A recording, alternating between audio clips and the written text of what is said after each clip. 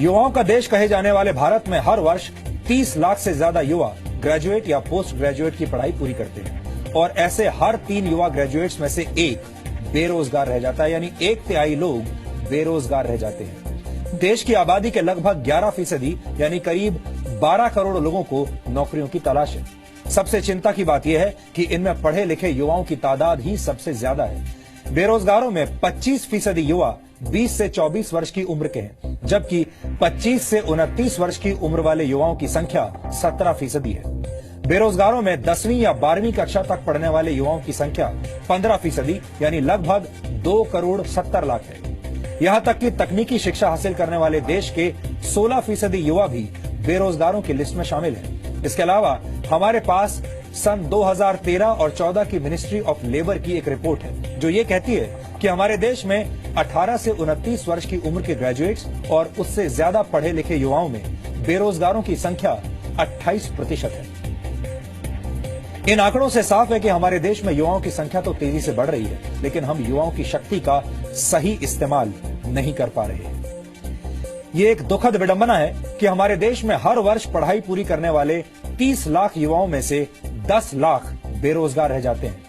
इन युवा बेरोजगारों के पास छोटी मोटी नौकरी करने का ही विकल्प बचता है, इसके अलावा कोई रास्ता नहीं होता और इनमें से ही एक विकल्प है सरकारी दफ्तर में चपरासी बन जाना। हमारे पास देश के 3 राज्यों महाराष्ट्र, गुजरात और मध्य प्रदेश से देश को चिंता में डालने वाली तस्वीरें आई हैं। इन तीनों ही राज्यों में 4वीं और 10वीं पास की योग्यता वाली नौकरी के लिए इंजीनियर्स और PhD होल्डर्स अप्लाई कर रहे हैं। महाराष्ट्र में हमाल यानी बोझा ढोने वालों की नौकरी के 5 पदों के लिए 2424 उम्मीदवारों के आवेदन मिले हैं।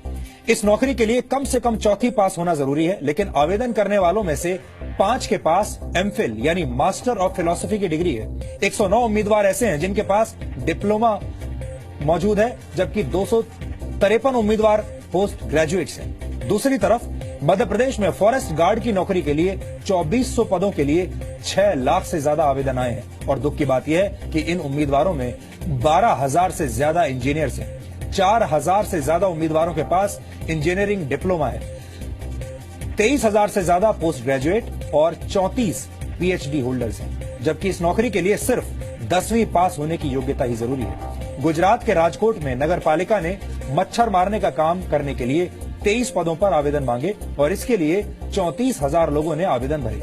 यहां भी आवेदन भरने वालों में पोस्ट ग्रेजुएट्स और ग्रेजुएट्स की संख्या सबसे ज्यादा थी। देश के युवाओं की बेरोजगार वाली समस्या की एक बड़ी वजह हमारी शिक्षा व्यवस्था भी है, जो दशकों पुराने पाठ्यक्रमों के जरिए देश का भविष्य बनाने की कोशिश में लगी हुई है। इसका नतीजा ये होता है कि कॉलेज से डिग्रियां लेकर निकलने वाले युवा नौकरी करने के लायक ही नहीं बन पाते। एसोचैम के एक सर्वे के मुताबिक भारत में उच्च शिक्षा ग्रहण करने वाले 85% युवा किसी भी परिस्थिति में अपनी योग्यता सिद्ध नहीं कर सकते। इस सर्वे में 47% शिक्षित युवा रोजगार के लिए अयोग्य माने गए, जबकि 65% युवा क्लर्क का काम भी नहीं कर सकते और कॉलेज की पढ़ाई पूरी कर चुके 97% युवा अकाउंटिंग का काम सही तरीके से नहीं कर सकते। यहां तक कि देश के उच्च शिक्षित युवाओं में से 90% को काम चलाऊ अंग्रेजी भी नहीं आती। देश में शिक्षा की गुणवत्ता का अंदाजा लगाने के लिए ये आंकड़े मददगार साबित हो सकते हैं। अब आप खुद ही सोचिए कि जब देश के पढ़े लिखे युवाओं की योग्यता का स्तर ऐसा होगा तो उन्हें कैसी नौकरी मिलेगी।